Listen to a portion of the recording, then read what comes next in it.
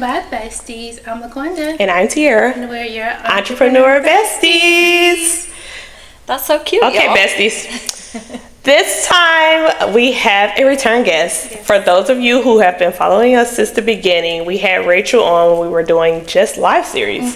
So now we're actually doing the podcast and Rachel is back. Welcome back, Rachel. Thanks, girls. Thank you for coming and taking time out of your day, and let's just get into it. So let's do a small recap. Rachel owns a jewelry brand, and she's a mass entrepreneur. She's been doing this for over 20 years, and we're just excited to have her drop some gems from Gemaras Gems That was good. and spill the tea. So let's get into it. Let's start back from the beginning. How did Gemaras Gems come about? So first of all, Gemara is my middle name, which most people do not know. I But thought it was your last name. Gemara is my middle name, and it just happened to have the word gem in it. So I'm like, I was destined to sell jewelry. Yeah. I come from a line of entrepreneurs, and my grandfather actually owned Friedman Jewelers before it was a chain. He owned a Friedman Jewelers for 30 years back in I don't think you Ohio. shared that before. Yeah. Okay. So I'm like following in my grandpa's footsteps, kind of, sort of, but he passed away before I started this company. But yeah, so I had moved here from LA and started my company 23 years ago. I was 27, so I'm giving away my age. So, Rachel, when you was 27 and you said, okay, I want to start my jewelry brand, did you know you want to be the face of the brand, or you just wanted to sell jewelry? I actually didn't even think I was going to sell jewelry. I was actually involved in a multi-level marketing company. I came here without a job. I had worked retail management in Los Angeles, and I was going to come here to continue working. I worked for Lucky Brand at the time. But then I decided to leave the company and move here anyway. So I basically packed up what I owned. I had some money. I had no bills back then, and I moved across the country with no job. And I ended up joining this multi-level marketing brand, and we were doing an event at a gym one day, and one of the lines we carried was a weight loss line. And so we were setting up a grand opening at a gym, and I had kind of dabbled in rhinestone belts and rhinestone stuff back in LA. So I happened to have some toe rings, and I threw them on the table. And the owner of the gym came over and told me that one of his friends was a national toe ring distributor. Oh, wow. And I'm like, what is that? Like, I don't even know what that means. Right. And so his friend, his name's Robert, he sold toe rings wholesale to the company that distributes to all the tanning salons, like in the US. And I was like, I need to talk to him. And so he actually got him on the phone right then and there. And so I met Robert. I'm like, I don't know if or what I can do to help you, but I want to meet with you. Let's do it. So I met him at a Village Inn on, I don't even know, it's still there on Dale Mabry. Is it a hotel? No, No, Village it's Inn, a the restaurant. It's like an IHOP or whatever. So are they not around anymore? They are, but they're just so people don't really. Okay, so it would be like an IHOP, like equivalent It's to really like played out. the played out Village Inn. But Yeah. back then, I thought it was a hotel yeah, when I first moved here too. Didn't know it was a restaurant until maybe 5 years ago. Oh, okay. So yeah, so I met him at the Village Gym one morning, and I'm like, okay, what does a toe ring distributor do? And he was like, listen, I'll give you a product. If you want to go out and sell it, I'll pay you a 40% commission, which is like unheard of. I mean, Yeah. commission for reps is usually 10, maybe 15%. Maybe 15, yeah. So I'm like, okay, whatever. And he just looked at me like, yeah, whatever. You're not going to do anything because, again, being an entrepreneur and going out and like making it happen. It's hard. It's hard. And I think because I had moved from LA from such a hustle culture. Wholesale place, yeah. And you have to be able to deal with rejection. Like that's the bottom line. Oh my God, I love that you're saying that. Of being an entrepreneur. You have to be able to handle rejection and still keep it moving, right? Because you're not going to a 9 to 5, you're not And checking in everybody's not with gonna the say boss, yes. right? And so, you know, a lot of people can't handle rejection. You know, somebody tells you, no, I'm not going to buy your product. Then you think your product sucks and you suck and you quit. Yeah. You know? Yeah, you totally Like, just pack it up, we're done. Yeah. So I think because I had moved from LA, I come from, I've seen entrepreneurship in my family, and I was just a hustler, and I was just like, whatever, I'll go out and make it happen. I did not know anybody here other than my boyfriend at the time, who I'd met when I first moved here, and my sister. So I used to get in the car every day and just drive to salons, and just meet people. Like, and I promote would literally, literally my What's your sales. pitch? Oh my God, it was the worst. Okay, it was the worst.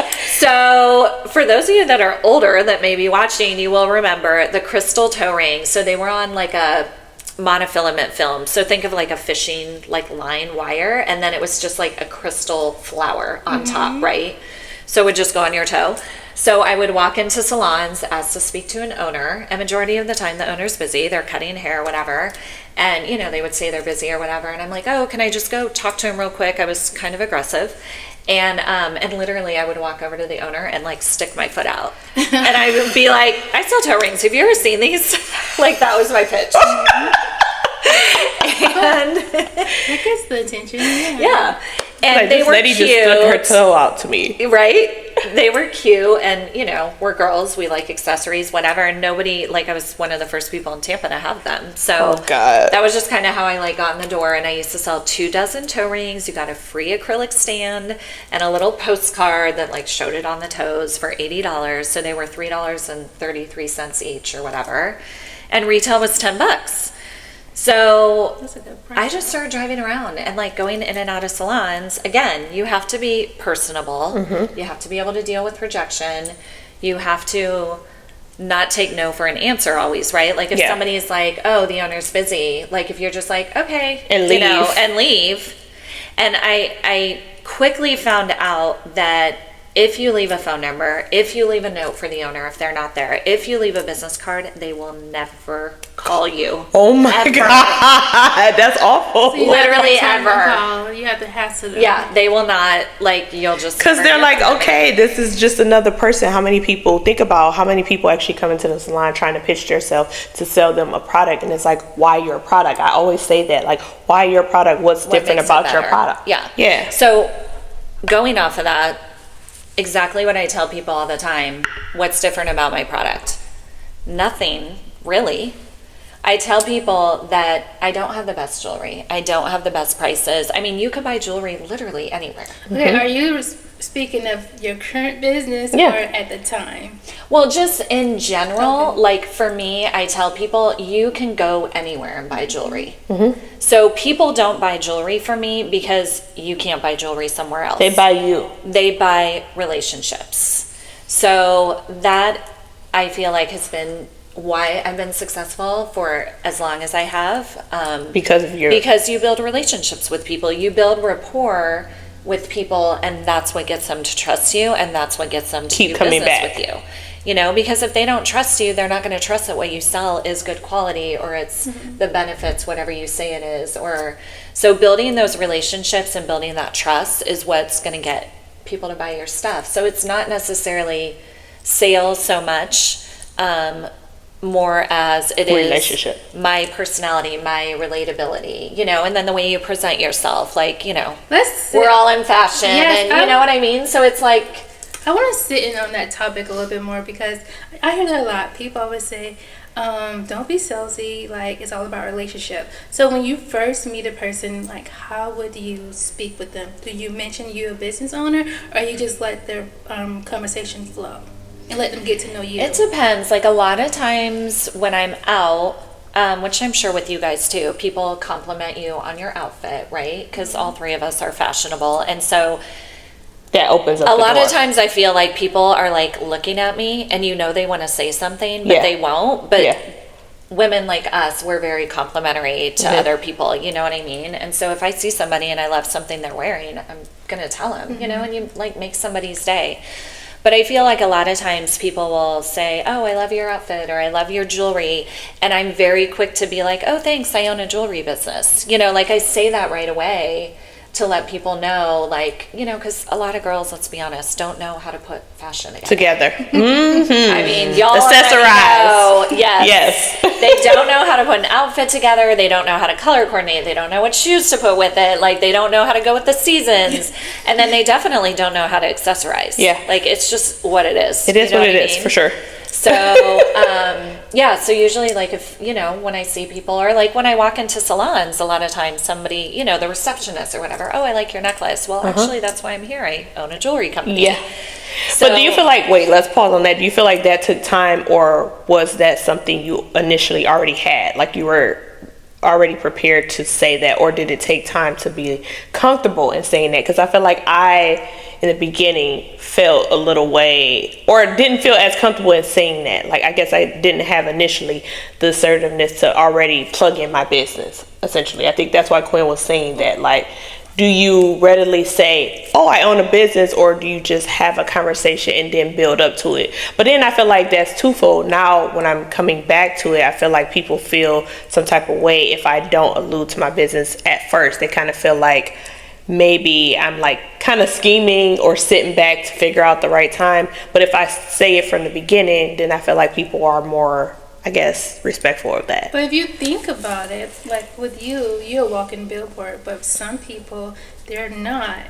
They're in different industries, so like, how do you even navigate it with that? right. So, I mean, again, I just think being relatable is like the main thing I can say with anyone, you know, like not judging people. Like, you guys know me, I talk to everybody. Yeah. I'm friends with everybody. Yes, she literally You know? some aura. Yes. Yeah. Like, I tell people, like, you can put me in the streets of Compton, or you can put me in the White House, and like, I'm gonna be good, right? Rachel's gonna be good Like, wherever I'm she gonna be go. good wherever. So that is just building like relatability with people, not feeling. And I think going back to what you were saying, like, are you confident with saying I own a business? Because from what I hear you saying is that it could come across like bragging, or salesy too. Salesy too. Yeah, it's like, salesy. what are you here to sell me? Yeah. Like, and sometimes I think, like you said too, it's like, or what we've talked about in the past, it's like it gets in your head. You're like, oh, how do I say it? Like, and then that like takes you away from the whole point. Like, you're here to promote your business, Right. so promote your damn business. Right. But then sometimes you're in your head like, well, I don't want to be salesy. I don't want to come off wrong, or I don't want to be too aggressive. So it's like, I don't know. I think too, a lot of the confidence comes from honestly just getting older. Because I know when I first started my business, there was another girl here in Tampa that does what I do. She's retired now. But what I found when I would go into a lot of salons, they already had jewelry. And they had got it from her.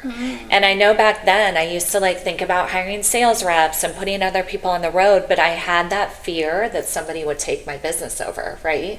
So it's like, well, if I put sales reps on the road, they're going to know like how I operate, and then they're going to build relationships with all And they're these going to build their own clients. business. And then they're going to start, you know, so I used to have that fear. And honestly, like, as I got older and realized, like, you know, we're all in our own lane, we're all uniquely who we are, and we all have different gifts. And so it's like, even if somebody were to do what I do, they're going to do it in a different way. And then also just years, right? It's like, okay, in the beginning, you're like, I could fail, or her jewelry's better than mine, or you know what I mean? So you do get in your head with stuff like that. But I think just like with everything in life, I mean, being 50 now, right? It's like you just gain that confidence as time goes on. You know, it's like, now, could somebody do what I do? Yeah, but they couldn't be where I'm at. Or be you. Right. And it's like I tell my kids all the time, they see all these people on social media, and it's hard not to compare. I mean, even as adults, right? Get off social media. It's like hard not to compare. So like for the younger generation, like my daughter, oh, she's so rich and she has this and they have that. And I'm like, Riley, you're not seeing behind the scenes, you know? You're not seeing how many years and how much hard work and how much persistence. Like, or even if they're so rich, like that, those people are not that happy, like, in reality. Once you get to meet them, like, they pose and they share all this stuff, and Instagram is just a glimpse of the good things, but there's a lot of other things happening in the background, and sometimes we don't get to see that. So we're seeing all of these good things, but then when you actually meet them, you're like, oh my God, they're not as happy as they looked online, or they actually have a lot going on, or they're actually really suffering, but in reality, they're showing up to show that they're good for the money, but there's a lot of other things. So it's like, be careful of like what you actually idolize and things like that. So it's like, that's what we wanted to share on our podcast. We wanted to share the real and raw and the truth of these entrepreneurs, because entrepreneurs are dealing with their own battles in reality, and they all come from different walks of life. They all have different issues still to this day. Even the successful ones have issues that they get up and work through every day.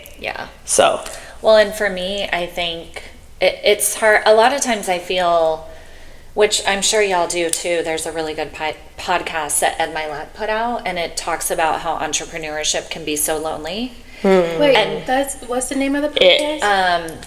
I forget. I'll send it to you guys. Okay. It's Ed Milet, though. he's really good. It's we saw so him. good. And I forget what it's called, but it talks about how being an entrepreneur is so lonely because it's the road less traveled. Yeah. And a lot of times, also being a single mom, I noticed like when I would go to cheer comps and, you know, I just can't relate. I can relate to them, but like they don't understand my life, you know. And like, so they think you're crazy. They're judging like, you. I want to be off by myself. They don't have the same mentality. Yeah, like I want to be off by myself doing, you know, journaling or reading a book or watching a podcast or whatever. While they're all into the cheer. Right. Or and they're like, why she's not paying attention at to her night child? they want to be like drinking or, you know, and like I don't do any of that. So, and, you know, I just think that like for me, and again, all entrepreneurship is different. So some people that are entrepreneurs have huge corporations and they go to work every day. For me, I literally, when I think about it, it's so crazy. For 23 years,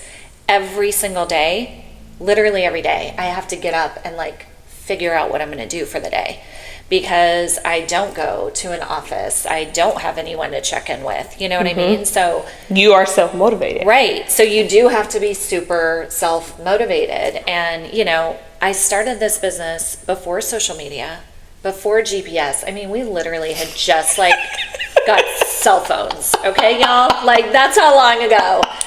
So even now, like I find myself sometimes comparing myself to this younger generation, and even both of y'all, like with you're so amazing at like creating and TikTok, and I just am exhausted for one. But you know, it's Rachel. The difference is you try and you put yourself in the rooms and you go after those opportunities. So you don't just stay stagnant. From what I've witnessed since I've known you, you don't stay stagnant. You honest too. You tell us, hey, I don't know, but I'm willing to learn. But you said so much. You talked about entrepreneurship, all the things. You talked about social media, so there's so much things I want to hit on. But let's talk about entrepreneurship and lonely. Yes. Do you still feel that way now at this adult age, or do you think you found your tribe? Are you still finding it? I think every day is like a journey, you know, and I just think the ebbs and flows of life. I mean, we all go through so much. Again, I tell my kids, I'm like, every single person in this world, I don't care who you are, I don't care how much money you have, every single one of us could wake up every day and complain. Literally, there's something to complain like, about. Like, there's something to complain about every day. Like, we all have struggles. You know what I mean? For sure. So, like, I tell my kids, I'm like, especially my daughter being a female, I'm like, it's a choice. You know what I mean? When you wake up, it's a choice. Yes, you could choose to be happy. All complain. But it takes just as much energy to be miserable as it does to be happy. You know what I mean? So, like, it's all a mindset, a perspective, and a choice. Not to say I don't have my days where I wake up and want to throw a pity party and and like, you know what, I'm standing in bed today. You know? But then, like, a lot of it, I think too, is just like ingrained in you. Like, what's your work ethic? You know what I mean? Like, no, that's real. I've been working since I was 15. I was raised by a single mom. I am a single mom. Like, I don't have a choice, I feel like. Like, I can't just lay in bed all day and, like, do nothing. Like, I want to be productive. I want to do new things, learn new things, like, you know, whatever. Like, I don't ever turn the TV on. You know, I just want to stay more focused. as you get older, it starts to shift. Like, I definitely don't have the energy that I did back in the day. I don't absorb information as much. So, like, the newer generation with TikTok and the Reels, and I mean, the stuff y'all are great at. I mean, I try here and there. No, you're doing amazing, Rachel. For your age, half of people don't even know what is a reel. What is TikTok? You do get ready with me videos. Yeah, you go live. My OOTDs. Yeah. But like over the years, it's you've grown. I don't know. It's crazy because it's like learning new skills, right? And then sometimes I'm like, I don't want to learn anything new. You know what? To piggyback off what you said, I kind of feel the same way you feel about Twitch. I don't even know what that is. Is that the streaming? Yes. Am I getting left behind? So I get your sentiment. Yeah. It's always going to be. It's like you don't want to do. It's always something new. But at the end of the day, I feel like you choose. So like we talked about on one of our last podcasts, we talked about finding your ground and kind of sticking to your core. So the core of you is that you've built relationships by going out. Mm-hmm. And actually building those one-on-one relationships. So now you already have such a great foundation to where whatever you build on top of that is just an extra bonus. Yeah. But you have such a good core that even if you don't get on social media, you're fine. Mm-hmm. So like it's different for everybody differently. So like for us, we have to be on social media. Mm-hmm. Like we can go old school and that could be a benefit of us too. Like we talked about the trend that's going on with like Cardi B, and she is going out like this is $1 million woman. Like she does not have to be on the streets of freaking New York. She don't have to be on the damn subways pushing her CD, but she's thinking logically like what was it that those people was doing back in the day that made them successful, because there was millionaires back in the day and what were they doing? So she's thinking outside the box. She already has a good following on social media, but at the same time, she is trying to hit all platforms. Mm-hmm. So what about those people on the subway? They don't get on social media. Mm-hmm. She's hitting them. Those people who are on the streets who feel like Rachel, like, I don't want to learn social media. So who the hell is Cardi B? Right. Now everybody is knowing Cardi B's name. So there's something, for us to learn from you and what you did to see your success that we could kind of add to what it is that we're already doing. Like social media is great, but we talk a lot about like, how can we get outside of social media? And so that's why we like networking events, because that's a way for them to put a face with a name. And I find a lot of times that once people know who I am and they see me and they see my personality, like you said, you tell me all the time, like, T, you have such a good personality, but people can't always get that personality on social media. Or even sometimes my personality can be misjudged on social media because they're not really seeing me in real life, real time. So when I actually show up to these events and when I actually get to shake somebody's hand or give them a hug, they're like, oh my God, I actually really like her. It goes back to what Rachel said, like people judge people on social media. Yeah. So it goes back to that too. So social media could be good and bad. The reality. And I feel like one of the things with my business that I didn't do is because I started so long ago, I mean literally like door-to-door sales, cold calling, whatever.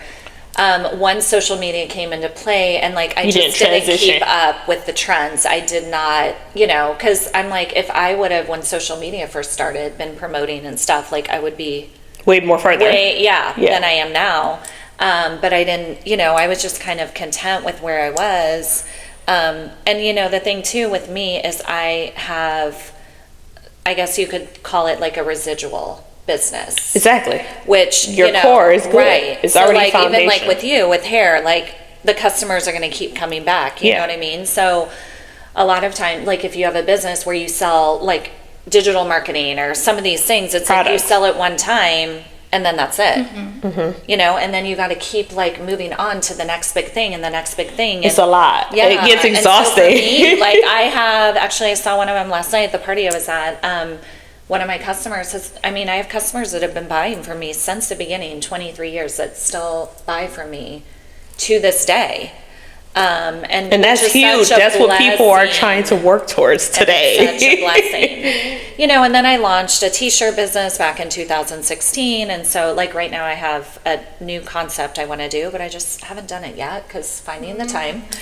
And I have so many ideas in my head, but then sometimes you just get overwhelmed. Yeah. You know, and my default is always Your business. going back to what I know is going to make me money today to be able to pay my bills. Because if you're starting something new, Yeah. You that's don't taking know time away from where you already know you're making money. Right? Honestly, you saying that actually what is actually put me back to hair. So like I got into the marketing business or whatever, and then I learned a lot from that, and I was like, why am I not applying that to something I already know that is lucrative? Right. And that that's you love actually and you're good what at. put me back into hair, because I've been here in Tampa for 9 years, and of those 9 years, 6 I wasn't promoting hair.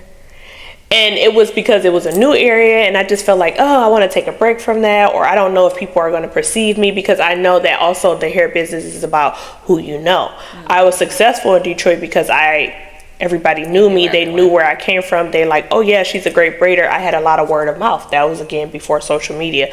So when I got here, I'm like, I don't know, and I just abandoned it. But then doing the marketing business and seeing how people really need help with their hair, they really don't know. And when I would have these conversations, people are like, you know a lot, and it's like, well, I grew up, my grandmother did hair, my aunt is a barber, like I grew up in that thing, and I actually do have a lot to share and to put things in perspective, which brought me back to hair. Yeah, so, which is yeah, awesome. Yeah. Well, and with that too, because you know I'm always promoting you and your Yes, hair, and you I've do. got all You kinds do of customers. connections. So that's the other thing too, right? It's important to like be around people that you're not in competition with, that aren't, you know, women can be like so catty and you know, so like be around people. And that's why we all hit it off like the day we met, because right away it was like we just connected. You know, it's like we're not here to judge, we're not here we're to all like trying to promote be in competition, you know what I mean? Like let's all help each other out. Let's all support each other. For sure. You know, like we're all in this together, and that's I feel like with jewelry, again, you could buy jewelry anywhere. Yeah. Right? So it's, you come back to that feeling, because I tell her that all the time. Like when we talk about people and we get to know their story, then we feel like I want to support them because I know them. I like where they come from, or I like what they're about, or I like their aura. I don't care. Like you said, I could go and buy jewelry from anywhere. We have Amazon today. We have Shein. We have all these things, but it's like I want to buy from Rachel because I love Rachel. I love the conversation. I love what you stand for. I love your hustle. I know you're a single mom. It's like, why would I go give my money to Amazon when my friend is over here, you know, and she got kids to take care of, or you? Like, I want to buy from you because I believe in your mission and in your business, and I want to see you go far. I can go and buy my jewelry from anywhere. There's enough like to go around for everybody. Sure. You know what I mean? Sure. Again, like back when, and this has maybe been something you felt as a hairdresser, there's a hairdresser on every corner. Literally. Just like you could go buy jewelry Is anywhere. that what made you be a little bit stagnant? Right. Like worried that you couldn't like put yourself out there. So like I said, I came here. So much competition. I came here and I don't know anybody. I'm out of town. And I don't know if people know, but like when you come to a new city, they're kind of like territorial. Like I'm only supporting my girl because she's from Tampa. I know her sister, I know her cousin, because that's how it was for me. I already knew that in Detroit. It's a really like nitpicky business. Like we just said, people support their people based on them knowing where they come from and their family. So I know her cousin, her sister, her auntie, I have to support her. Versus me, it's like, this girl's from Detroit, she probably already had money, you know, I don't know her family, what is she about? Like, I'm not supporting her. So I felt like that. And I even tried, as I started really small, like I would do my hair every 2 weeks or 3 weeks at my job, and girls would be like, oh my god, your hair is so cute, who do your hair? And I would like just tell them, me, word of mouth. I kind of try to gauge and see how that worked. I had girls to set up appointments and then they would cancel, and then they would come to work on Monday with their hair done because they went to support their cousin Kiki or their auntie's friend that they was talking at church, and she was like, girl, you can do my hair. I don't know that girl anyway. And it happened several times, and I was like, you know what? It really did stop me. Your confidence. It really it really messed up my confidence to where I was like, I don't care. I don't want to do hair anyway. I got a job. I got a career. I went to college. I'm just going to depend on that. But then, like I said, being introduced to the marketing business, it was beautiful. Like, I didn't make millions of dollars with that, but it aligned me back with like, okay, honestly, there is a lane for me, and a lot of people need my experience because, again, like I said, I started doing hair at 10. And I've been in a hair salon technically since I was a little baby because my family had a salon. So there's a lot that I could bring to people that these new people who I feel like we always say YouTube certified, they don't know. So when people start having conversations with me, they're like, oh my God, wait, you know a lot more than you let off. And it's like, why be selfish and keep that information to yourself when you can share it with people and make them feel beautiful and help them, you know, continue to grow and help their hair grow and things like that. So and that's what helped just me. Building that inner confidence again, because when people get, you know, shut down, it triggers them, and then, you know, they just don't retreat move forward. Yeah. Or a lot of people don't know how to move forward or what the next step is. Or and that's why I just was like, I'm not gonna do it. But like, look at you guys. You guys started out. I mean, our first live was like on Instagram, right? It was like on a phone, like Instagram, like double. And now look, now you guys are like in this beautiful studio doing podcasts. Yeah, you know. So it's it like has been a journey. Yes, still we're still growing through it. Yeah, and again, like I said, you know, it can get really lonely, and I had never looked at it that way until I heard that podcast. But I'm like, that's so true because, you know, there's not a lot of entrepreneurs. People are born or raised to go get a job, corporate job, work a 9 to 5. You know, one of my really good friends, she makes great money. She gets a paycheck every other Friday, and she's like, I don't know how you do what you do. Like, if I didn't know I was getting a paycheck every other Friday, like, I would be in panic mode all the time.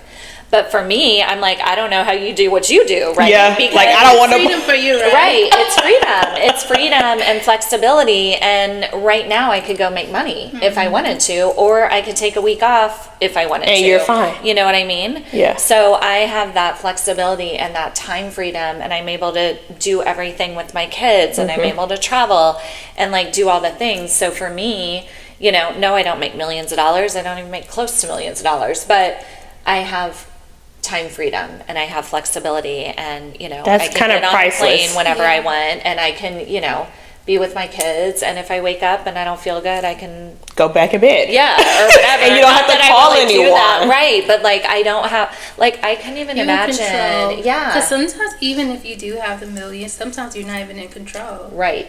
Because so many people are relying on you.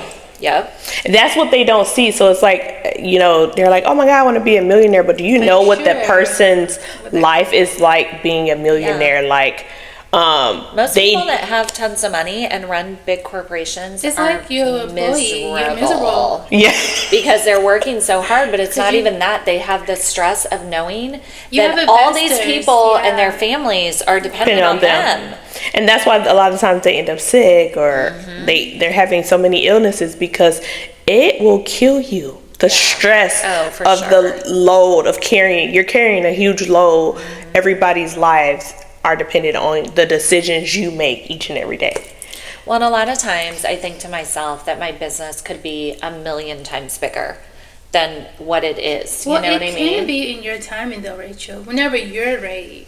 And even if she's not ready, it's okay. Yeah. Because I think there's beauty in like what she doesn't see. It's like everybody's looking at you from the outside in, like, oh my God, I wish I could have Rachel's life. Rachel's life is amazing. Girl, wasn't you just in Vegas? Girl, wasn't you just in California? Girl, wasn't you just in Cancun partying? Like, people can't do that. Right. But also it's their mindset. So it's not just looking at Rachel and what she's doing. It's like, if you wanted to go to Cancun, you use that PTO or take that week off. Some people just can't like fathom their mind to do the things that they want to do. It's like, just do it. And I think that's another thing me and Rachel relate on, is like, oh my God, because people don't even know I work a 9 to 5.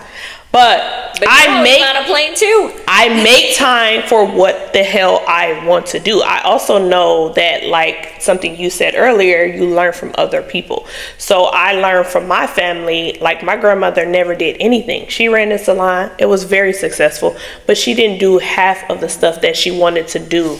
And she would be mad about it. She was miserable.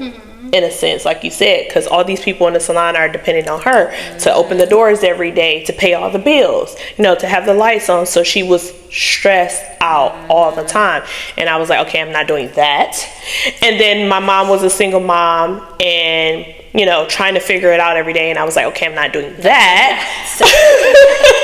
So everything everybody was doing, I went the opposite way. And I learned that you only get one life, you better live it. And if you want to do something, go and do it and apply the pressure. So, like, every day I get up, I'm working a 9 to 5, I'm a mom, I'm running my business on the side, I'm making time for girls' time, because I know that my relationships are important. I know that my health is important. So I do a lot of things to pour into my cup. And then even as a mom, I'm learning to do more, because it's even more exhausting being a parent and also having a husband and all these things. It's just like, you have to find a balance. It's never perfect, right? But each and every day, like you said, I get up and I make a choice, like, choose to do whatever I can do in that day, in that time that I have, in those 24 hours. There's a lot that can be done. So that's what I do. Well, and I always say that regret, I don't really like the word regret, because I feel like everything happens for a reason and it's all like in God's Which plan. is true,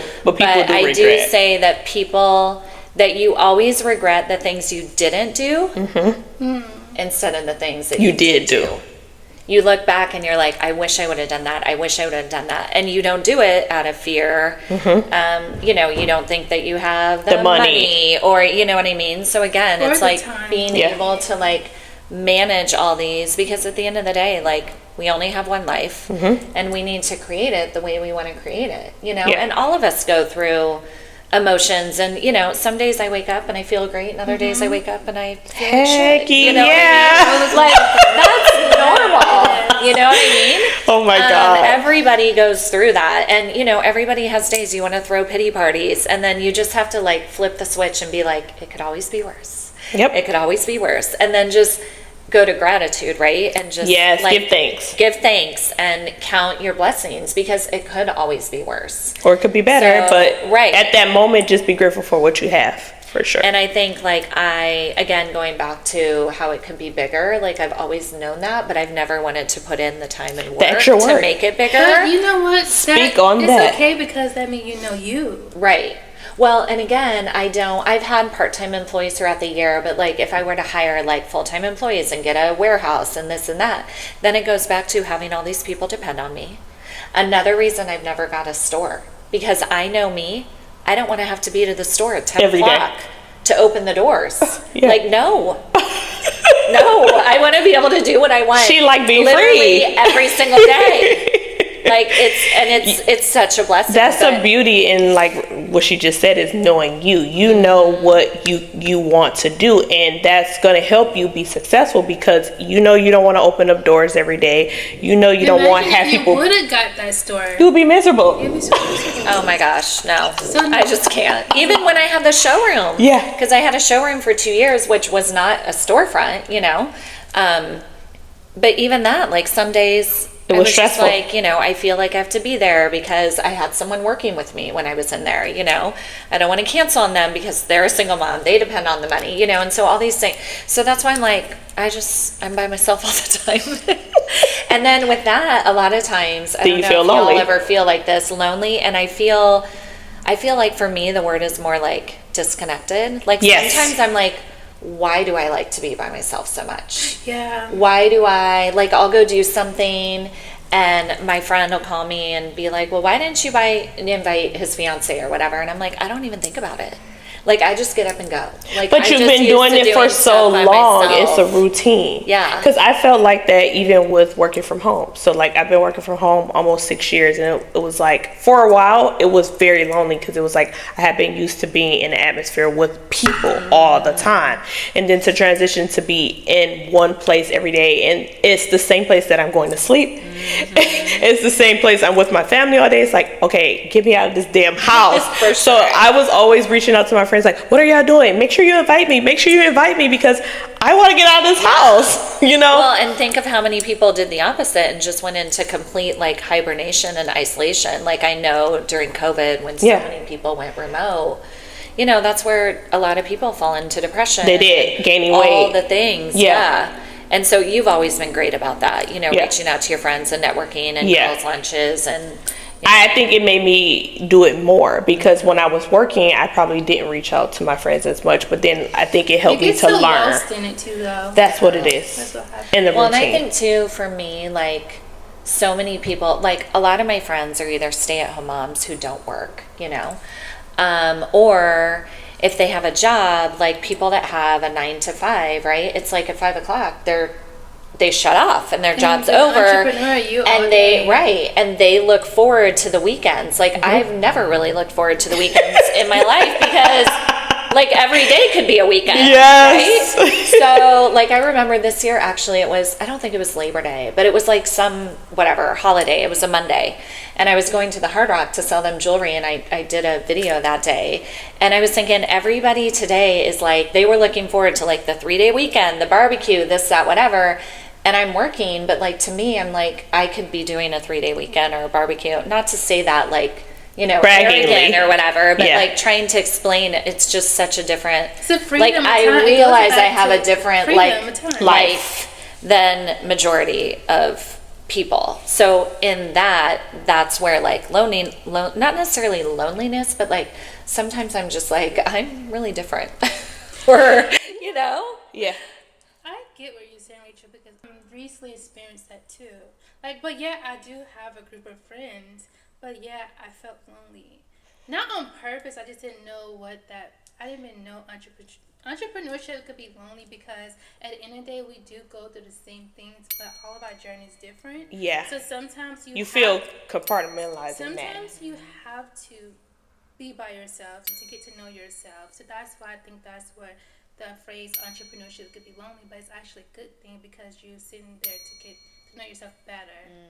And that's where it's like you have to learn all these different. Besties, thank you for joining us today. I'm LaQuanda. And I'm Tiara, And we're your Entrepreneur Bestie.